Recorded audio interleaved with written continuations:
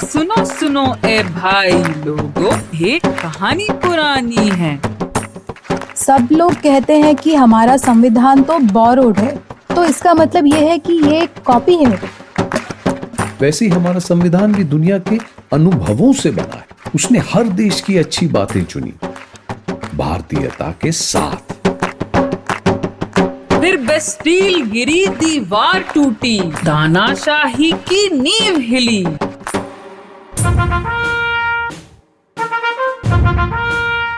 Revolution तो खत्म हो गया, लेकिन उसके आइडियल्स दुनिया भर में फैल गए। संविधान का फ्रेंच कनेक्शन।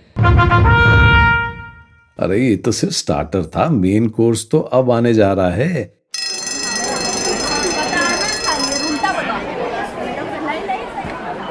हेलो सर, कैसे हैं आप? हाँ अनन्या।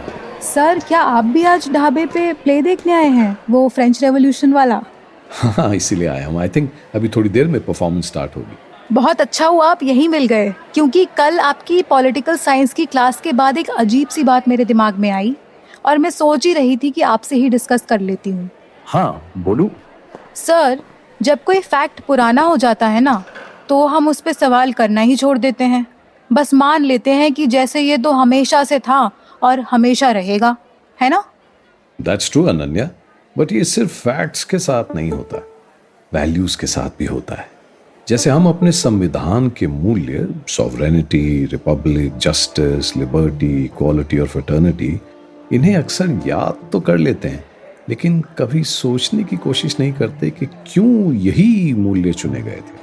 हाँ सर, इनफैक्ट पहले मुझे भी लगता था कि ये तो हर संविधान में होते हैं, बस स्टैंडर्ड सी बातें हैं। लेकिन अब लगा कि इसका कोई रीजन भी तो होगा ना सर। और क्या अनन्या, सोचो ना, न सिर्फ भारत नहीं बल्कि दुनिया के कई देशों ने भी इन्हीं मूल्यों को अपनाया। कॉन्स्टिट्यूशन असेंबली में अंबेडकर साहब ने भी यही कहा था। आज के सभी संविधानों के बुनियादी मूल्य एक ही हैं। I have an AI transcript on my phone.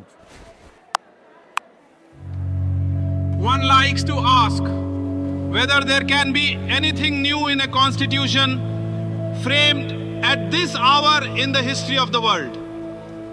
More than 100 years have rolled over when the first written constitution was drafted. It has been followed by many countries reducing their constitutions to writing. What the scope of a constitution should be has long been settled. Similarly, what are the fundamentals of a constitution are recognized all over the world.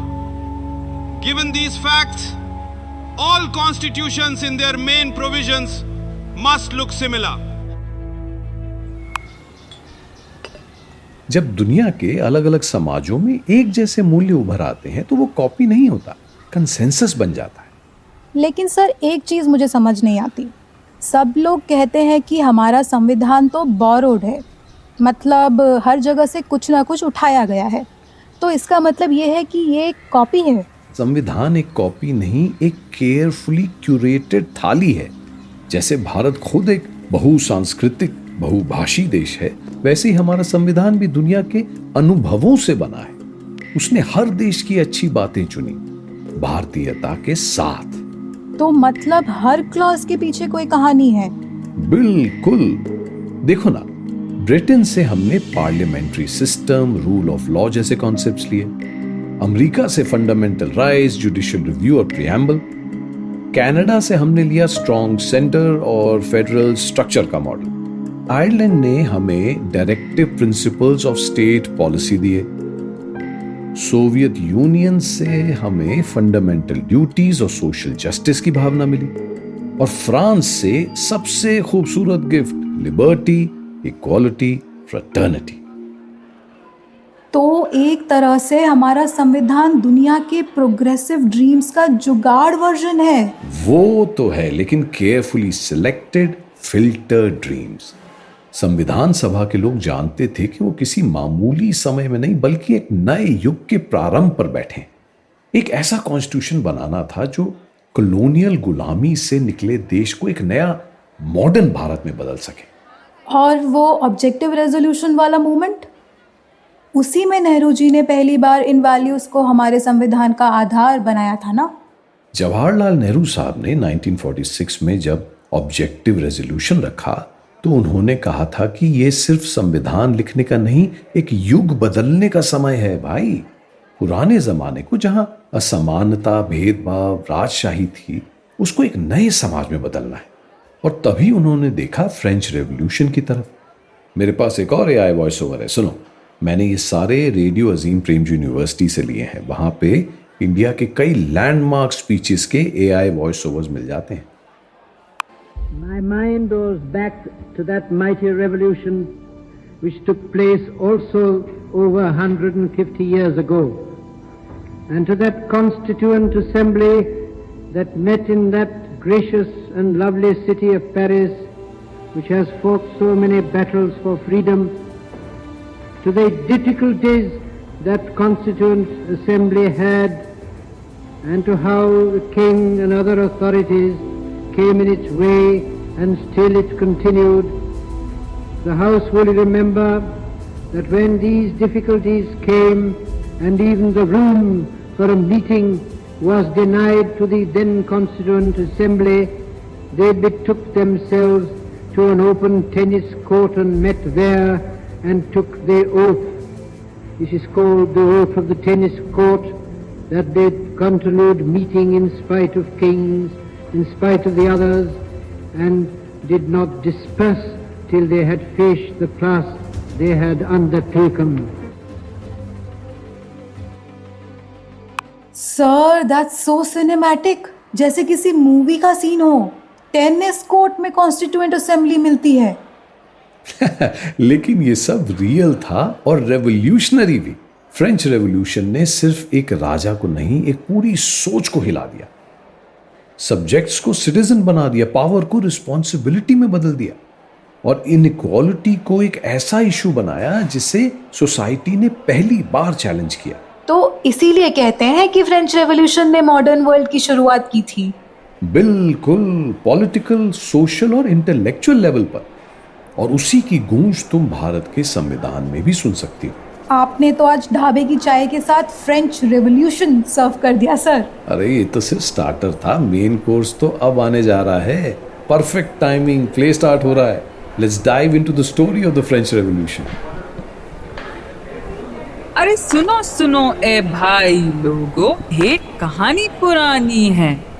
राजा बैठा सिंहासन पर, लेकिन हालत हैरानी है। हैरानी है, परेशानी है, राजा की जेब भी खाली है। फ्रांस का है ये किस्सा, 18वीं सदी का हिस्सा। ऊपर थे बस रईस बड़े, नीचे पिसे जनता के हिस्से। अरे ढोल वाले भैया, ढोल बजाओ।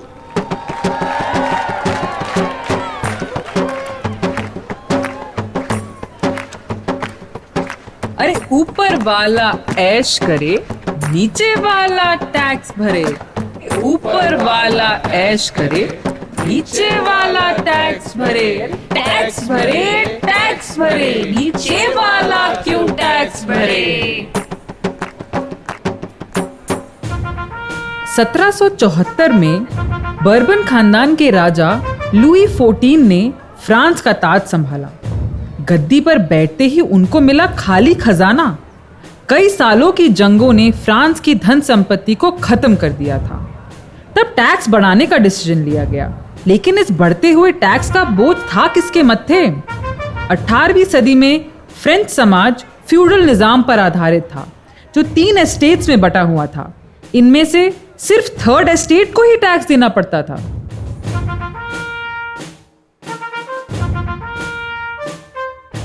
फसल थी सूखी, रोटी महंगी, लोगों की आंखों में थी बस तंगी। राजा ने सोचा बुला ले सभा, एस्टेट जनरल हो पहली दवा। पर जनता अब चुप न थी, टेनिस कोर्ट में कस्में ली। जब तक संविधान न बने, हम सब साथ रहेंगे बने। आप भी बोलो, जब तक संविधान न बने, हम सब साथ रहेंगे बने। एस्टेट्स जनरल की मीटिंग 150 साल बाद बुलाई गई थी, टैक्स बढ़ाने के लिए। पर थर्ड एस्टेट के प्रतिनिधियों ने एक डिमांड की कि बजाय हर एस्टेट के एक वोट के, जिसमें उनका हारना तो तय था, हर व्यक्ति को एक एक वोट मिले।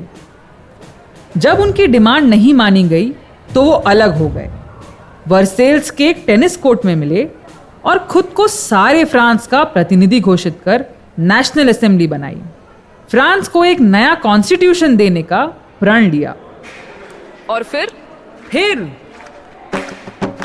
बेस्टील गिरी, दीवार टूटी, तानाशाही की नींव हिली, गांव-गांव में हलचल आई, अमीरी की ईंटें हिलाई।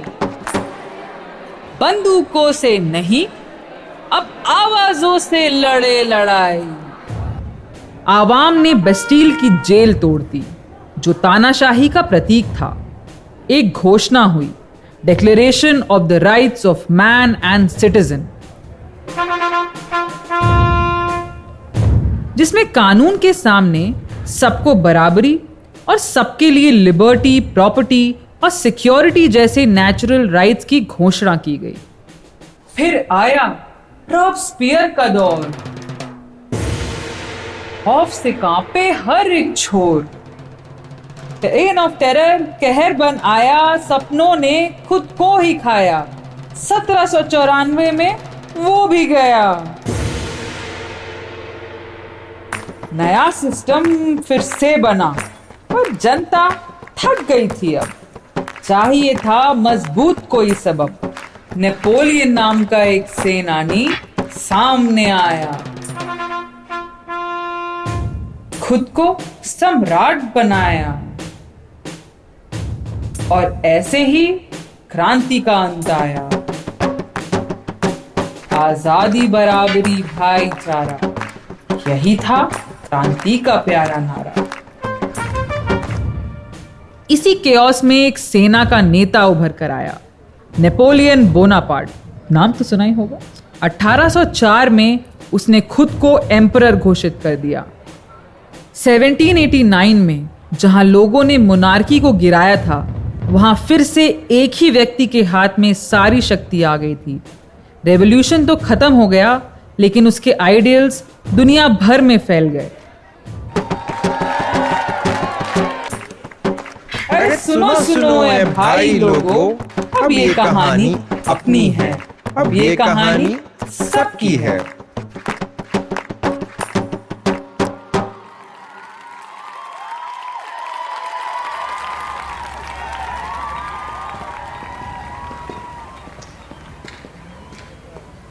सर, तो फिर ये 1789 के विचार हमारे संविधान में कैसे पहुंचे? हमारा संविधान तो 1946 से बनना शुरू हुआ था ना। अरे भारतीय संविधान एक दिन में नहीं बना भाई, ये भारत की एंटी कॉलोनियल स्ट्रगल में जन्मा। लगभग 2 शताब्दियों तक भारतीयों ने ब्रिटिश शासन के खिलाफ सिर्फ राजनीतिक आजादी नहीं, बल्कि जस्टिस, इक्वालिटी, डिग्निटी और राइट्स के लिए भी तो संघर्ष किया। क्या कोई उदाहरण है जहां किसी भारतीय ने फ्रेंच रेवोल्यूशन से प्रेरणा लेकर कुछ किया हो? है ना, और बड़े गहरे हैं। एक प्रमुख नाम है टीपू सुल्तान, मैसूर के शासक। सबसे पहले भारतीय नेताओं में से एक जो फ्रेंच रेवोल्यूशन से प्रभावित हुए। 1798 में उन्होंने अपने दूतों को फ्रेंच डायरेक्टरी सरकार के पास भेजा और एक ऐसा अलायंस प्रस्तावित किया जो केवल हथियारों पर नहीं, बल्कि कॉलोनियलिज्म के खिलाफ एक साझा विरोध उस पर आधारित था। और फिर श्रीरंगापट्टनम में टीपू ने एक ट्री ऑफ लिबर्टी भी लगवाया, बिल्कुल वैसा जैसे पेरिस में लगाया गया था। ये केवल एक प्रतीक नहीं था, बल्कि एक संदेश था कि ब्रिटिश कॉलोनियलिज्म के खिलाफ लड़ाई विश्व भर में आजादी की लड़ाई का एक हिस्सा है। हाँ, पर टीपू तो खुद एक राजा था ना, और फ्रेंच रेवोल्यूशन तो खुद मोनार्की के खिलाफ था। Great observation Ananya. हालांकि वो खुद एक राजा थे, टीपू फ्रेंच रेवोल्यूशन के सेल्फ रूल, सॉवरेनिटी और ह्यूमन डिग्निटी जैसे आइडियल से गहरे प्रभावित थे और खुद को सिटीजन टीपू कहने लगे थे। उन्होंने अपनी सेना को फ्रेंच मदद से मॉडर्न बनाया, सोल्जर्स को यूरोपियन स्टाइल में ट्रेन भी किया। सिर्फ ब्रिटिश से लड़ने के लिए नहीं, बल्कि एक मजबूत और आजाद भारत की नींव रखने के लिए भी। है ना गजब की बात। एक राजा खुद मोनार्की यानी राजशाही के पतन को सेलिब्रेट करता था। एक्चुअली ऐसा नहीं था कि वो अपनी गद्दी छोड़ना चाहते थे, वो ये समझते थे कि भारत की सॉवरेनिटी को सबसे बड़ा खतरा ब्रिटिश कॉलोनियलिज्म से है। राजशाही से ज्यादा तानाशाही उनके लिए एक बड़ी समस्या थी। मतलब टीपू ने सिर्फ तलवारों से नहीं, विचारों से भी लड़ाई की। बिल्कुल। और वही विचार, लिबर्टी, इक्वालिटी, फ्रेटर्निटी, कुछ सालों बाद बंगाल के एक जमींदार के घर जन्मे एक युवा के दिल में भी घर कर गई। नाम था राजा राम मोहन रॉय। सुना है? अरे हाँ, उनके बारे में तो मैंने पढ़ा है, बट उनका French connection I don't remember. मैं बताता हूं। राजा राम मोहन रॉय को इंडियन रेनेसां का जनक कहा जाता है। वो एक विजनरी सोशल रिफॉर्मर, इंटेलेक्चुअल और ब्राह्मो समाज के संस्थापक थे। बंगाल में जन्मे एक ऐसे समय में जब सामाजिक और राजनीतिक परिवर्तन हो रहे थे। उनकी सोच पर फ्रेंच रेवोल्यूशन का गहरा प्रभाव था। जैसे फ्रेंच क्रांति ने राजा और चर्च की तानाशाही को चुनौती दी थी, वैसे ही रॉय ने भी भारत के पुराने और अन्याय से भरे रिवाजों को सवालों में घेरे रखा भाई। उन्होंने आधुनिक शिक्षा, धार्मिक सुधार, बोलने की आजादी और महिलाओं के अधिकारों के लिए जोर दिया और इस तरह एक नए, रैशनल और इंक्लूसिव समाज की नींव रखी। तो इसी से शुरू होती है भारत की अपनी क्रांति, जिसमें आजादी सिर्फ अंग्रेजी ताकत से नहीं, बल्कि सामाजिक अन्यायों से भी मिलनी थी। एग्जैक्टली। जहां टीपू ने दिखाया कि एक राजा भी नई सोच का साथी बन सकता है, वहीं राम मोहन रॉय ने दिखाया कि समाज का पुनर्निर्माण बिना वैचारिक क्रांति के हो ही नहीं सकता। वाह, एक ही क्रांति के दो रंग, एक सेनापति, एक समाज सुधारक। क्या बात है। और इसी आंदोलन में आगे चलकर विद्यासागर, फूले, गांधी और अंबेडकर जैसे लोग जुड़े। रिमार्केबल है 1927 का महाड़ सत्याग्रह भी, जिसमें अंबेडकर साहब ने 3000 दलितों को संबोधित करते हुए कहा। ये ओरिजिनल मराठी भाषण का अंग्रेजी अनुवाद है, सुनो। If you want to see a comparable meeting in the past, you may have to enter the history of France in the European continent. Ambedkar साहब के भाषण के समाप्त होने के बाद सबने महाड़ के बाजार से शांतिपूर्ण तरीके से एक जुलूस निकाला और छबदर तालाब तक गए। वहां डॉक्टर अंबेडकर ने अपने दोनों हाथों से पानी उठाकर पिया और फिर सभी लोगों ने भी वही किया। तो ये फ्रेंच रेवोल्यूशन सिर्फ एक पॉलिटिकल इवेंट नहीं था, एक मॉरल और सोशल स्पार्क भी था।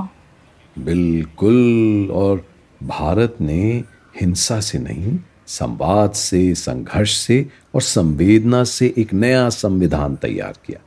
एक तरह से देखा जाए तो संविधान भारतीय रेनेसां की चरम सीमा था, जिसमें रीजन, ह्यूमन डिग्निटी और सोशल जस्टिस के मूल्य कानूनी रूप से स्थापित किए गए। तो sir, French revolution, Indian independence movement और हमारा संविधान निर्माण, ये तीनों एक ही लड़ाई के रूप में तो दिखते हैं, पर क्या ये सचमुच एक जैसे थे? तो नहीं अनन्या, फ्रेंच क्रांति ने हमें प्रभावित जरूर किया। उसके मूल्य लिबर्टी, इक्वालिटी, फ्रेटर्निटी ने हमें सोचने पर मजबूर किया। पर इसका अर्थ ये नहीं है कि हमने इन मूल्यों को जस का तस अपना लिया भाई। फ्रेंच रेवोल्यूशन तो एक झटके में आया तूफान था, हिंसा से भरा, जिसमें राजा का सर कटा, पूरा सामाजिक ढांचा पलट गया था भाई। और हमारा संघर्ष? और हमारा संघर्ष एक लंबी और गहरी नदी की तरह था, जिसमें अहिंसा, संवाद और लोकतंत्र का संगम हुआ।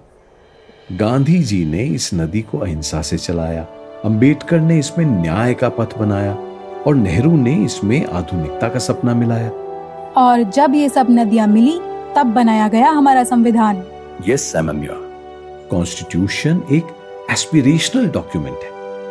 जिन वैल्यूज पर आधारित समाज हम बनाना चाहते हैं, उसको बनाने का ये एक टूल बॉक्स है। इसमें डायरेक्टिव्स हैं, गाइडिंग डॉक्यूमेंट्स हैं और इक्विपमेंट्स हैं। और उसको सच करना तुम्हारे, मेरे और हम सबके जिम्मे है।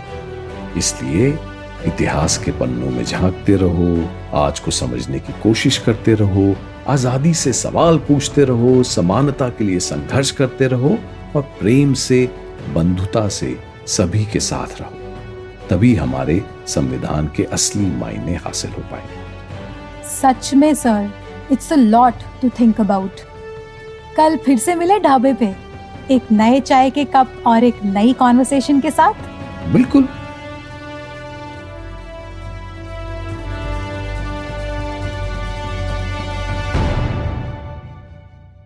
We are now on Instagram. Follow us at Radio Azim Premji University for show updates, behind the scenes, and much more exciting content.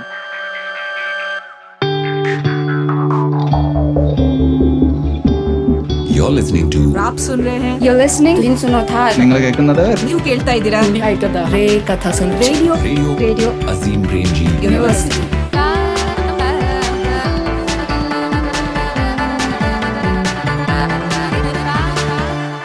The views and opinions expressed in this program are those of the speakers and do not necessarily reflect the views or positions of any entities they represent. This non-commercial program is for educational purposes only.